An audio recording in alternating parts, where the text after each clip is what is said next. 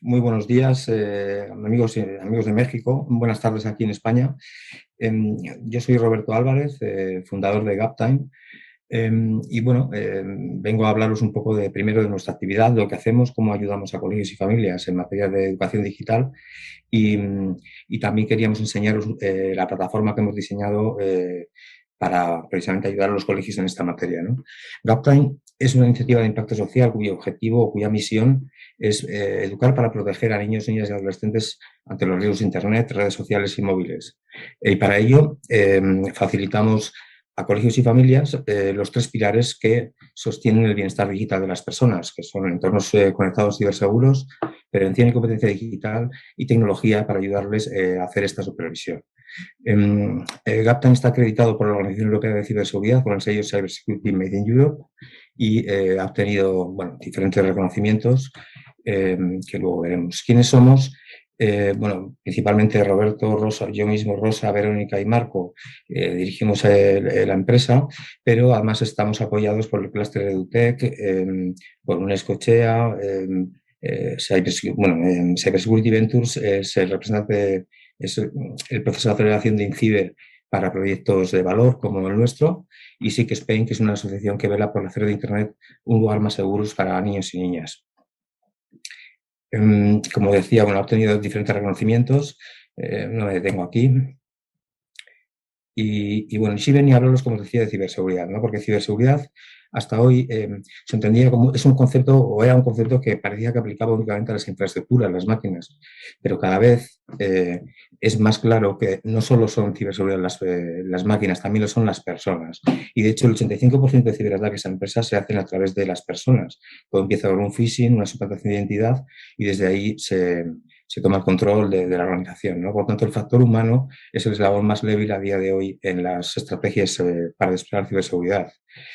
Y esto lo que nos dice es que la sociedad digital a la que vamos requiere de ciudadanos digitalmente competentes. ¿Y qué es un ciudadano digitalmente competente? Pues es aquel ciudadano que tiene las 21 competencias digitales que se han definido para que todo ciudadano debe tener para no verse excluido de esta ciberseguridad, de esta sociedad digital a la que vamos. Competencias digitales que hacen referencia a cómo crear contenido, cómo compartirlo o cómo segurizar incluso los dispositivos. Prevención de riesgos digitales, que serían las técnicas para evitar ser víctima ya sea de un caso de sexting o de estafa online o cualquier otro. Y responsabilidad digital, que hace referencia a debemos entender la tecnología para realmente identificar aquella que mejora nuestras vidas, porque no toda la tecnología lo hace y camuflándose en innovación muchas veces somos un objeto de manipulación o manipulación, sí.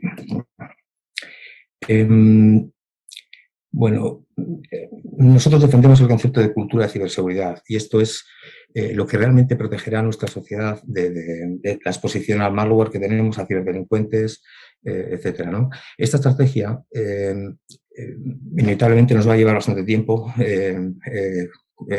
adquirir esta cultura de ciberseguridad. Empieza por la concienciación. Obviamente tenemos que ser conscientes de el impacto que tiene y de cuáles son los riesgos y de la dimensión del problema, pero además de eso no nos podemos quedar ahí porque necesitamos capacitar a las personas para que se conozcan los protocolos básicos de ciberseguridad y las técnicas preventivas que les ayuden, ¿no? en el ámbito digital. Y una vez tengamos los conocimientos no significará que los apliquemos, porque como suelo poner un ejemplo, no todos conocemos que no deberíamos utilizar dos contraseñas iguales en los cientos de servicios que utilizamos, pero ¿quién no tiene dos contraseñas iguales, ¿no? Lo cierto es que hará falta un tiempo hasta que las personas nos demos cuenta de que el sobreesfuerzo que nos pide la ciberseguridad merece la pena. Y en ese momento, cuando los adultos seamos capaces de implementar las medidas de seguridad y hacer un uso saludable y seguro de la tecnología, podremos educar a los menores, porque se educa con el ejemplo principalmente, ¿no? Y eso será lo que realmente nos proteja a nivel social. Esa educación en edades tempranas y disponer de una sociedad que se proteja entre todos. Bueno, para conseguir esto, en el ámbito educativo, es que además tenemos el problema del COVID-19, ¿no? Que evidentemente ha acelerado la digitalización de la educación o del aula. Nos ha obligado a introducir tecnología de forma quizás un poco precipitada, eh, pero no podemos olvidar que realmente la prioridad seguirá siendo garantizar la seguridad, sí, y convivencia dentro del entorno educativo. Esta situación, el introducir tecnología, está abriendo la puerta a que, bueno, tanto los niños, niñas, como el propio profesorado esté expuesto a que desde fuera puedan ardirles o, bueno, o tomar el control de sus dispositivos, ¿no? Y es que además, si empezamos la casa por el tejado, si empezamos a hablar de STEAM, introducir tecnología y robótica, pensamiento, etcétera, pensamiento crítico, lo que estaremos provocando es que, pues bueno, noticias como estas, ¿no? Que a día de hoy los adolescentes ya presentan más problemas por la adicción a la tecnología que a las drogas, o como esta que ocurrió recientemente en el que varias escuelas inglesas son víctimas de un ciberataque y se les pide un rescate para recuperar los sistemas. Hoy mismo se ha publicado bueno, un informe acerca del estado de la ciberseguridad en educación, y la verdad es que los datos son, bueno, podíamos prever esto, pero a mí francamente me han sorprendido, porque es que educación se ha convertido ya en el sector más ciberatacado de todos. Ha sido el más golpeado por desde la pandemia. El 44% de organizaciones relacionadas con la educación han sufrido algún tipo de ciberataque. Y es, bueno, además es que está subiendo incluso el importe que piden por el rescate del sistema, siendo la media de 170.000 dólares para el resto de sectores, y el de educación es más bajo, 112.000, ¿no? Pero esto solo quiere decir que va a subir, o sea que cada vez van a pedir más dinero por recuperar el sistema. Y bueno, interesante también este dato en el que el 35% de aquellos bueno, organizaciones relacionadas con educación que fueron ciberatacados, pues pagaron por el sistema, ¿no? En la mayoría de los casos los recuperaron, pero nunca en su totalidad. Siempre hay una parte que se pierde. El 55% recuperaron el sistema desde las copias de seguridad que tenían, un porcentaje de ello, y luego un porcentaje ya muy pequeño, pues no se especifica cómo recuperaron el sistema, si es que lo llegaron a hacer. ¿Qué puede hacer el sector de educación? Pues bueno, igual que el resto de sectores, recurrir a expertos que les ayuden a proteger sus sistemas e infraestructuras, pero además es imprescindible lanzar planes o programas que involucren a todo el entorno educativo para concienciar y capacitar digitalmente tanto al alumnado como al profesorado como a familias. Porque no olvidemos que los usuarios del sistema de un colegio son niños. Entonces, si es fácil para un ciberdelincuente engañar a un empleado para obtener sus claves, imagínense en un colegio, ¿no? Y luego otro factor importantísimo también es revisar periódicamente la ciberseguridad, porque la ciberseguridad es un concepto, no es estático. O sea, quiero decir, hoy la ciberseguridad de una organización puede estar perfecta, pero se va degradando con el tiempo. En la medida que vamos incluyendo nuevos usuarios, nuevos dispositivos, o vamos cambiando parámetros de la configuración, se va degradando. Entonces, tal y como hacen el resto de sectores, periódicamente, una vez al año, deberíamos revisar todo el estado de la ciberseguridad para encontrar unas vulnerabilidades y corregirlas. Bien, con este objetivo, bueno, para solucionar esta carencia, hemos diseñado el programa Segura Escola. Es un programa integral porque involucra al colegio y a las familias, y además siendo conscientes de que es imprescindible que las familias empiecen a coeducar con el colegio, y personalizado en base a la actividad digital del alumnado, los chavales en concreto de un aula, y la forma en que se relacionan. Entonces, Segura Escola pone el foco en los siguientes puntos: en proporcionar entornos conectados ciberseguros. La tecnología que se le ofrece al niño tiene que estar securizada. En formar a todo el entorno, unos para que puedan hacer un uso seguro y saludable de la tecnología, y otros para que puedan educar en su prevención. A las familias les hacemos ver la importancia de que vean al colegio como un aliado, tienen que ser capaces de coeducar y además de forma coordinada. les ayudamos con la mediación parental y a entender un poco, bueno, y a cerrar la brecha digital a veces, ¿no? O sea, ponerles a la altura de los chavales o conocer el ámbito en el que se mueven. Además, facilitamos tecnología para monitorizar la convivencia, medida en términos de conflictividad, igualdad y bienestar. Y facilitamos al centro de contenido para que ya dentro de su dinámica habitual puedan reforzar los conocimientos que hace Seguro Escola, ¿no? Por último, acreditamos al centro con el sello Seguro Escola, que le identifica como un centro ciberseguro comprometido con la convivencia y la educación digital. Y lo hacemos siguiendo una metodología que hemos definido en base a la experiencia, ¿no? que hemos adquirido en los centros, y la metodología es la siguiente. Inicialmente se hace un diagnóstico en el aula, como os decía, en el que utilizando videojuegos, y utilizamos videojuegos porque son la herramienta más eficiente para obtener información del alumnado. Con estos videojuegos obtenemos la información relativa a cómo están utilizando la tecnología, qué uso hacen, quiénes son sus referentes, o sea, a quién siguen, si tienen acompañamiento en casa, si se conectan por las noches, qué redes sociales utilizan. Otro videojuego nos va a decir la forma en que se relacionan, se le plantean retos y preguntas para identificar o crear el sociograma que nos va a decir un poco quiénes son los grupos de amigos dentro del aula, sobre todo con el objetivo de detectar a los alumnos excluidos, las potenciales víctimas de acoso escolar. Además va a medir el nivel de cohesión, el sentimiento de pertenencia de los alumnos al centro y el grado de relación entre género. Y bien, con toda esta información que recogen los videojuegos, elaboramos un mapa de riesgos, que serían aquellos que de forma inmediata hay que mitigar con formación, ¿no? O sea, tenemos que enseñarles a prevenir esos riesgos porque la actividad que hemos recogido de ellos nos dice que es así. Una vez que tenemos este diagnóstico, bueno, se lo presentamos al centro, por supuesto, y se define de forma automática la unidad didáctica Prevención y Competencia Digital que se va a llevar de forma transversal al alumnado, profesorado y a las familias. Además, en paralelo se hace una revisión del entorno conectado del centro para identificar posibles vulnerabilidades derivadas de esta degradación que os comentaba y se acredita el centro para distinguirle ante las familias como un centro ciberseguro que ayuda, ¿no?, en la educación digital. Bien, y ahora, si os parece, os quería pasar el control a Rosa Pérez, que nos va a enseñar, es la directora de Educación Digital de Agaptime, y nos va a enseñar un poco la plataforma, cuál es el uso y el valor que representa para un centro.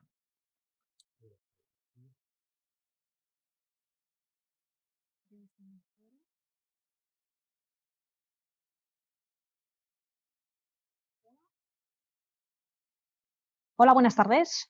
Como ha comentado Roberto, voy a intentar explicaros un poco cuál es el funcionamiento de la plataforma y los diversos módulos que la componen. Como explicaba él, intentamos recoger información del alumnado utilizando dos videojuegos. ¿Por qué videojuegos? Lo ha explicado muy bien. Primero, porque nos dan información, sabemos que los alumnos les cuentan más información a la tecnología que muchas veces a los alumnos. Y por otro lado, porque ya de por sí un videojuego despierta su motivación. Entonces, si vamos a pedirles información, pues es interesante que por lo menos estén motivados para que nos puedan dar la información lo más veraz posible. Recogemos información con dos videojuegos. Uno, que es este que os muestro al principio, que nos intentamos recoger información sobre cómo utilizan ellos la tecnología. Cuáles son a las personas que siguen en Internet, cuáles son sus hábitos normales de uso de la tecnología, con qué personas se relacionan. Como veis aquí, es un videojuego en el que les planteamos una serie de preguntas y ellos pueden ir respondiendo. Entre cada bloque de preguntas tenemos un videojuego que les va lanzando también una serie de retos. Vale, pues por un lado recogemos esta información, cómo se relacionan entre ellos y cómo utilizan la tecnología, y por otro lado intentamos recoger información sobre cómo se relacionan entre ellos dentro del aula en el que estamos utilizando estos videojuegos, cuáles son las relaciones, si se llevan bien entre los chicos y las chicas, cuáles son los amigos, cuáles son los que digamos no se llevan bien. Como veis también es una serie de juegos que ellos tienen que ir, en este caso, vas en un autobús y tienes que ir sentando a los diferentes compañeros de la clase en el aula. Estos videojuegos, como os decía, recogen la información y nos la muestran en diferentes formatos. Ya que estamos con este que analiza las relaciones, os enseño un poquito lo que es el monitor de convivencia de este aula en concreto que ha aplicado o está utilizando este videojuego. Tenemos información a 3 niveles. Tenemos información concreta de los alumnos, de cada uno de ellos, tenemos un informe general del aula y tenemos el sociograma de relaciones. Voy a ir enseñándoos un poco cada uno de ellos. Por ejemplo, en el sociograma vemos cuáles son los amigos de la clase y cuáles son los rechazados o digamos que no son amigos, en base a las preguntas que les hemos ido haciendo antes. Si os fijáis, la forma de verlo es muy sencilla. Cada alumno va marcando una serie de compañeros y esos compañeros aquí en el gráfico van recibiendo una serie de flechas, las relaciones.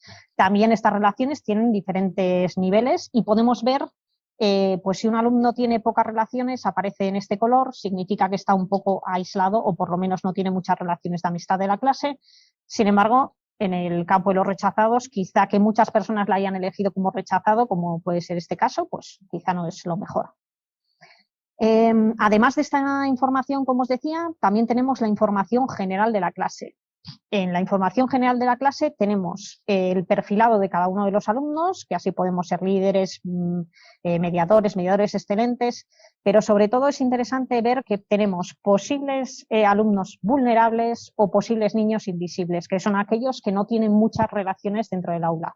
También nos marca los casos de posibles acoso o los casos de posibles alumnos acosadores y tenemos 2 datos importantes, que es el nivel de cohesión de la clase en función de las relaciones que han marcado y la relación intergénero, es decir, si hay conflictos entre géneros dentro de la clase o no. Además de esta información, como os decía, también tenemos los datos de cada uno de los alumnos y podemos recoger datos de ellos a 2 niveles. Por un lado, el informe propio del videojuego, que vemos pues, cuál es el porcentaje que tiene de sufrir bullying, cómo se relacionan entre ellos. Y quería enseñaros una cosa interesante, que es que en los casos de posibles acosos, no nos fijamos solo en lo que nos dice un alumno en concreto, sino que preguntamos al resto de la clase. Entonces, tenemos datos como que en este caso se plantea un posible caso de acoso activo y está validado por todos estos compañeros que han actuado de testigos. O sea, y todos estos compañeros han dicho que a esta persona le están molestando y además están diciendo que le están molestando estas personas, ¿vale? Porque lo tanto tenemos aquí una serie de información con respecto a sus amigos, los amigos mutuos y demás. Incluso tenemos campos abiertos, digamos, en los que ellos pueden responder a una serie de preguntas, como es el caso. Y además de esto recogemos otra información que es la información relativa a el conocimiento que tienen sobre el bullying o el ciberbullying, ¿vale? Y además de cómo se sienten cuando van al colegio y cómo se sienten cuando están en su clase. Bueno, pues los datos que veíamos por aquí se recogen en la plataforma. La plataforma nuestra recoge los datos del videojuego 1 y del videojuego 2, los analiza y nos muestra 2 cosas, digamos. Por un lado, el informe de riesgos de la clase, que os voy a enseñar por aquí. Antes de esto, quería ver un poco los riesgos, para que entendamos un poco lo de los riesgos. Nosotros planteamos una serie de riesgos y cada uno de estos riesgos tiene a su vez una serie de indicadores. Por ejemplo, el riesgo de adicciones digitales tiene 4 indicadores.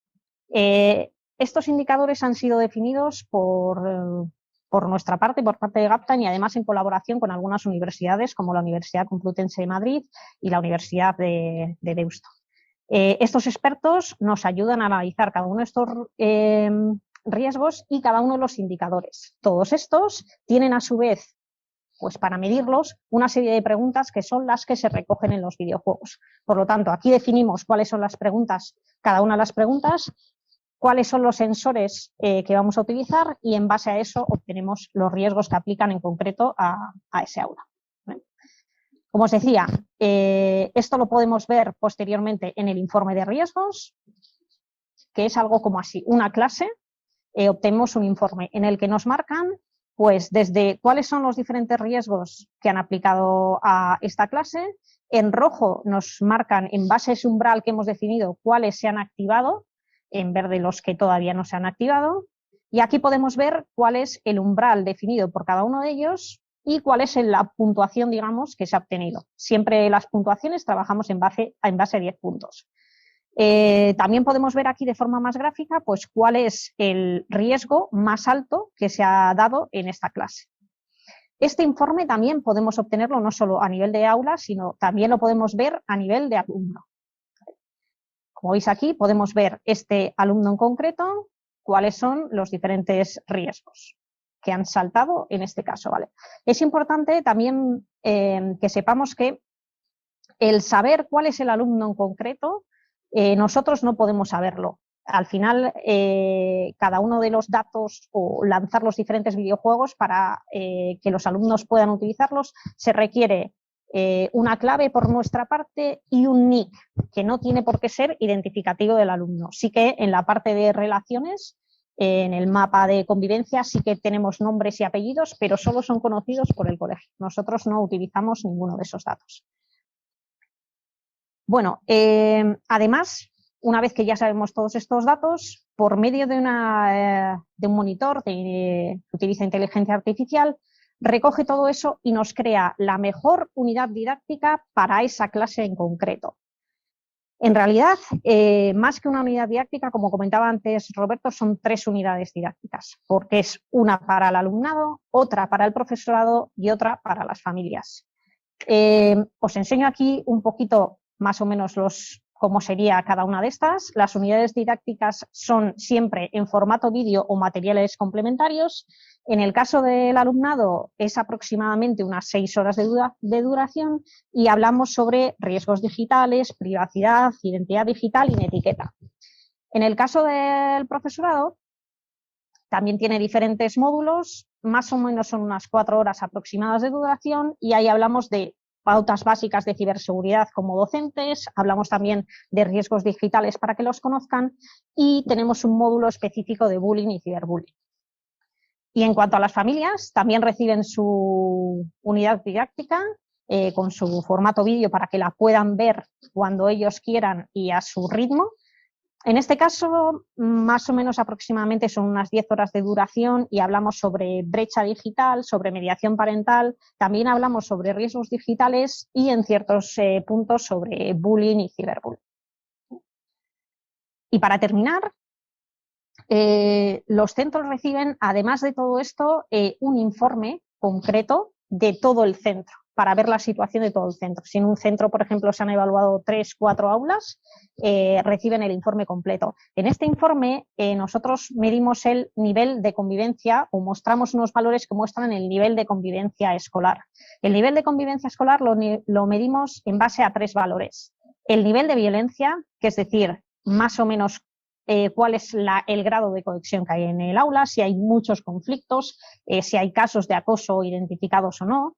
Todos estos valores son en base a 10 puntos.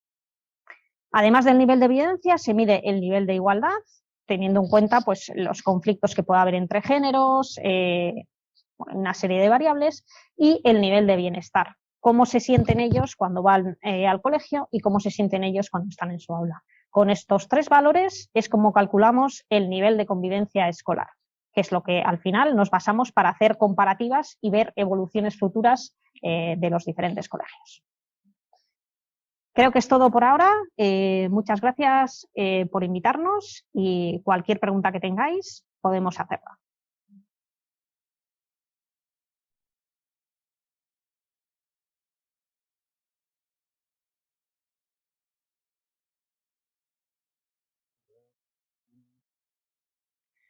Bien, bueno, me gustaría un poco contaros los resultados que estamos obteniendo de la ejecución del programa en los centros donde se ha implantado, porque creo que son bastante esperanzadores, al menos.